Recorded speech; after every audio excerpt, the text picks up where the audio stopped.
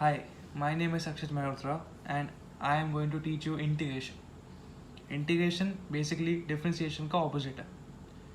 आप अगर डिफरेंशिएशन पढ़ के आए हैं तो आपको इंटीग्रेशन में ज़्यादा दिक्कत नहीं होगी, और होगी भी तो मैं सॉल्व करने के लिए रेडी हूँ. अब इंटीग्रेशन में आपको हम बेसिक्स सिखाते हैं कि वो डेरिवेटिव्स का उल्टा है. अब ये उल्टा कैसे बोल सकते हैं. अब एक फंक्शन हम लेते हैं f x is equal to sine x.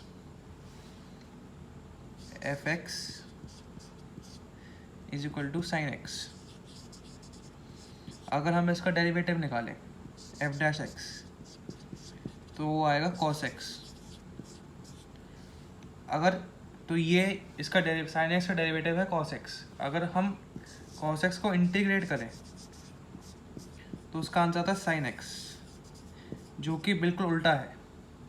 अब आपको हम बताएंगे कि क्यों डिस्कवर की गई इंटीग्रेशन इसलिए डिस्कवर करी गई है क्योंकि इसके एप्लीकेशंस बहुत ज़्यादा हैं. उनमें एनसीईआरटी में आपके दो एप्लीकेशन लिखे हुए हैं, जो कि है एक कि अगर आपको एक फंक्शन का डेरिवेटिव गिवन है तो आप उससे अपना फंक्शन निकाल सकते हैं, और दूसरा कि आप एरिया फाइंड कर सकते हैं कर्व के नीचे. कोई भी आपको कर्व दिया हुआ है, आप उसका एरिया निकाल सकते हैं. अब हम आपको थोड़ा बेसिक बताते हैं इंटीग्रेशन के बारे में. इंटीग्रेशन का सबसे बेसिक फॉर्म आता है इंटीग्रेशन ऑफ एक्स की पावर एन. ये बहुत ट्रिकी हो सकता है क्योंकि इसके में भी केसेस निकलते हैं. तो ये तो स्टार्टिंग में तो बिल्कुल कुछ नहीं है. X n plus one upon n plus one basics. D x लिखना भूलना मत, नंबर कट जाते हैं इसमें भी. एक्स एन की power d x is equal to x n plus one upon n plus one. अब इसके अंदर केसेस आते हैं बहुत सारे. अभी एक सिंपल एग्जांपल देते हैं आपको.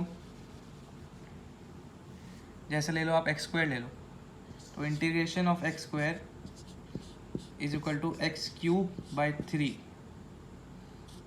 Plus C. प्लस सी के बारे में आपको बताएंगे हम अभी, पहले आप इतना समझिए. तो आप एक्स क्यूब बाई थ्री को अगर लेंगे और इसका डिफ्रेंशिएशन करेंगे, अगर एफ एक्स आपका एक्स क्यूब बाई थ्री है तो एफ डैश एक्स कितना होगा आपका 3x स्क्वायर अपॉन थ्री, जो कि होगा एक्स स्क्वायर. तो इससे मैं ये प्रूफ कर पाया आपको कि इंटीग्रेशन और डिफ्रेंशिएशन ऑपोजिट है एक दूसरे के. अब बात आई प्लस सी की. पहले प्लस सी के बारे में बात कर लेते हैं, उसके बाद फिर कंटिन्यू करेंगे इसको. अब मुझे बताइए आप कि अगर मैं इंटीग्रेट करूं y is equal to 2x है, अगर इसको इंटीग्रेट किया जाए तो इसका आंसर हम लिखते हैं एक्स स्क्वायर. ठीक है. अब ये मैंने आपसे ये बात करी है कि डिफ्रेंशिएशन का उल्टा होता है. तो मुझे ये बताइए कि अगर एक्स स्क्वायर है जो आपका इंटीग्रल निकल के आया है, अगर उसको हम डिफ्रेंशिएट करें, इसको हम अगर डिफ्रेंशिएट करें तो 2x आएगा. और अगर हम एक्स स्क्वायर प्लस वन को करें तो फिर भी 2x आएगा. एक्स स्क्वायर प्लस टू करें फिर भी इसका डिफ्रेंशिएशन 2x आएगा. तो हमें एक्चुअली ये कांस्टेंट नहीं पता होता. थोड़ा स्क्रीन के बाहर चला गया, कोई बात नहीं. एक्स स्क्वायर प्लस टू का अगर हम डिफ्रेंशिएशन करें तो 2x ही आता है. 2 फिर भी कांस्टेंट होता है, इसलिए हम प्लस सी डालते हैं, क्योंकि हमें पता नहीं है कि एक्चुअली में प्लस सी है क्या, वो कांस्टेंट है क्या, कांस्टेंट है या नहीं है, ये हमें इसकी कोई जानकारी नहीं है अनटिल वो क्वेश्चन में गिवन होता है. तो ये होता है आपका, इसलिए हम प्लस सी डालते हैं हमेशा, क्योंकि कांस्टेंट का डिफरेंशिएशन भी जीरो होता है, हमें पता है. तो हमें पता नहीं है कि एक्चुअली फंक्शन कौन सा है. तो हमेशा इंटीग्रल जब आप निकालेंगे तो प्लस सी लिखना मत भूलिए, इसमें बच्चों के नंबर घट जाते हैं.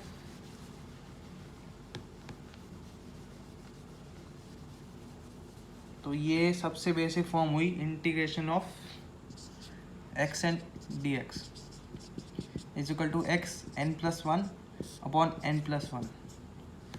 अब इसके एक एग्जांपल हमने एक्स स्क्वायर कर दिया, अब एक्स क्यूब करके देख लेते हैं. Simple, x n plus one 3 plus one upon 3 plus one is equal to x 4 upon 4. चाहे इसको आप डिफरेंशिएट करके देख लीजिए, फिर भी एक्स क्यूब आएगा plus C plus C plus C.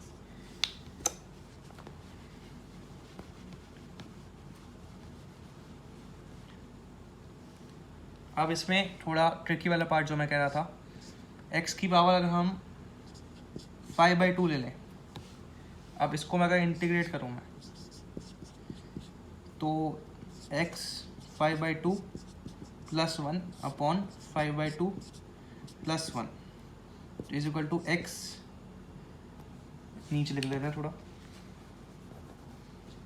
Is equal to x की power 7/2 upon 7/2 is equal to 2/7 x 7/2 plus c। अब इसमें बच्चे गलती करते हैं कि 7/2 लिख देते हैं लगातार गलती से, और यहाँ पे 2/7 होना चाहिए। तो हमेशा याद रखनी है, अगर फ्रैक्शन है तो +1 करके उल्टा वाला फ्रैक्शन, जैसे यहाँ पे 5/2 का 7/2 हो गया, तो उसका उल्टा 2/7 स्टार्टिंग में लिखना है आपको, तब जाके आपका हो पाएगा सही क्वेश्चन।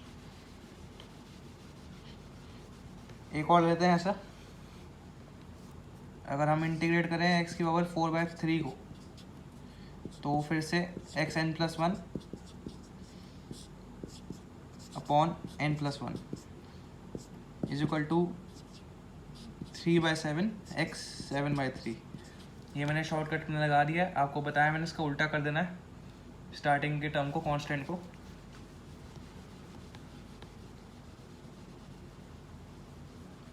अगर अब हम बात करें ट्रिग्नोमेट्री की, तो हमें पता है कि साइन एक्स का डिफ्रेंसिएशन कॉस एक्स होता है, तो कॉस एक्स का इंटीग्रल साइन एक्स हो जाएगा। तो मैं यहाँ पे टेबल बना लूँ मैं ट्रिग्नोमेट्रिक फंक्शन की, बेसिक, ठीक है। तो इंटीग्रेशन ऑफ साइन एक्स ले लें हम, साइन एक्स डी एक्स हो गया, वो हो गया आपका माइनस कॉस एक्स प्लस सी। अगला आपका इंटीग्रेशन हो गया कॉस एक्स का, तो हो गया साइन एक्स प्लस सी। अब हो गया आपका सेक्स स्क्वायर एक्स हो गया, हमें पता है tan एक्स का डिफ्रेंसिएशन होता है वो, तो ये हो गया tan एक्स प्लस सी। आप अब इन सब का माइनस कॉस एक्स का अगर हम डिफ्रेंसिएशन करें, तो कॉस एक्स का डिफ्रेंसिएशन तो माइनस साइन एक्स होता है, और फिर से हम साइन एक्स पे अचीव हो गए। तो यही ऑपोजिट जो है, ये आपको याद रखना है कि बिल्कुल ऑपोजिट है ये। हम कॉस एक्स स्क्वायर का करें तो आपका आता माइनस कॉट एक्स। विश्वास नहीं तो इसको डिफरेंशिएट करके देख लीजिए आप। ये आप नोट कर लिया आपने,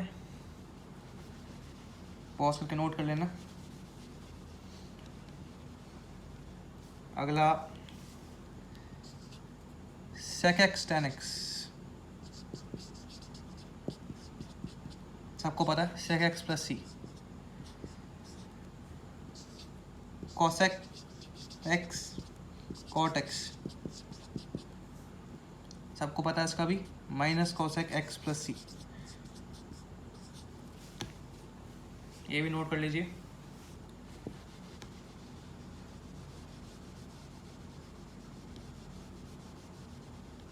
अब लॉग की बात करते हैं। मैंने बहुत सारे आपको अभी केस बताए, एक्स की पावर एन वाले सारे केस बताए। अभी मैंने एक केस छोड़ा हुआ है, एन इज इक्वल टू -1 वाला, क्योंकि एन इज इक्वल टू -1 में दिक्कत है। क्योंकि अगर आप उसको x-1 की अगर आप करोगे नॉर्मल, जिस मैंने पहले जो फॉर्मूला दिया था xn+1 वाला, ये वाला फॉर्मूला तो डाल के देखोगे तो आपका आएगा x की पावर 0 अपॉन -1 + 1। आपको भी पता है कि ये कभी पॉसिबल 1/0 कभी पॉसिबल ही नहीं है, तो इसीलिए इसका स्पेशल है 1/x का स्पेशल है। ऐसा नहीं है कि 1/x का कोई डिफ्रेंशिएशन नहीं। 1/x का इंटीग्रल log x बेस ही है, log x का लिखना लिख लिया, नहीं लिखना मत लिखिए, log x प्लस सी। ये स्पेशल केस है।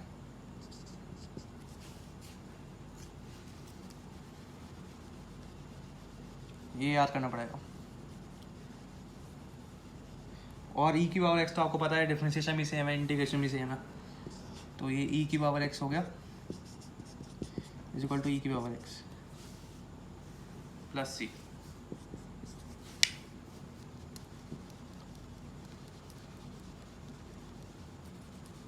अब लास्ट चैप्टर में पढ़ के आए होंगे 1/√1 माइनस एक्स स्क्वायर, किसका डिफरेंशिएशन है ये?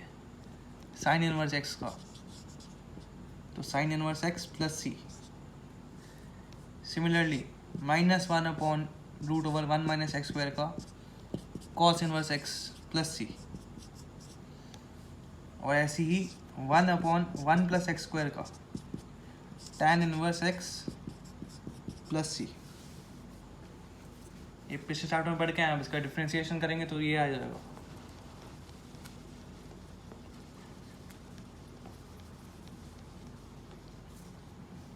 अगला आपके पास है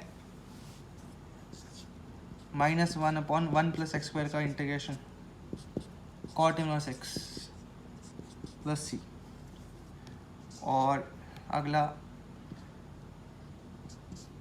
1/mod x वैसे लिखते नहीं है लोग, तो उसका हो गया आपका sec inverse x plus c, और आखिरी -1/mod x root x square minus 1 is equal to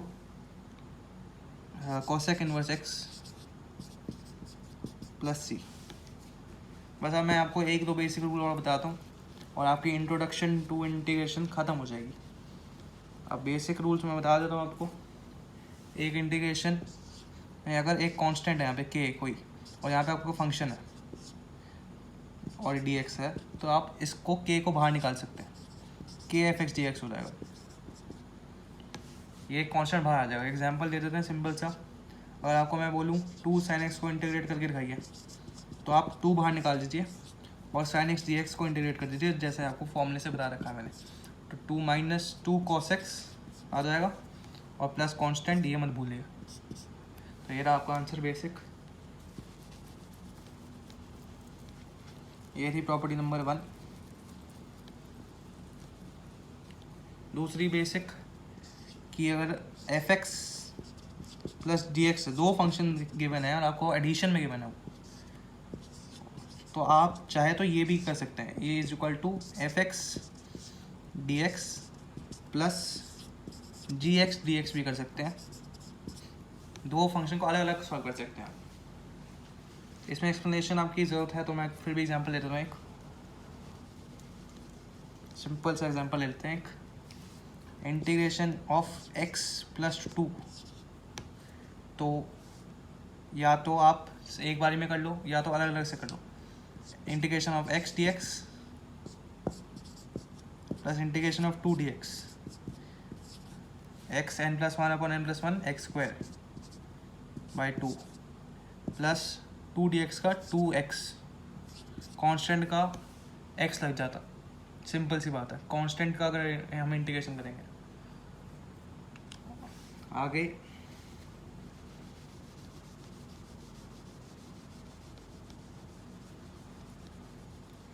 एक स्पेशल रूल आपको बता देता हूँ बस आखिरी,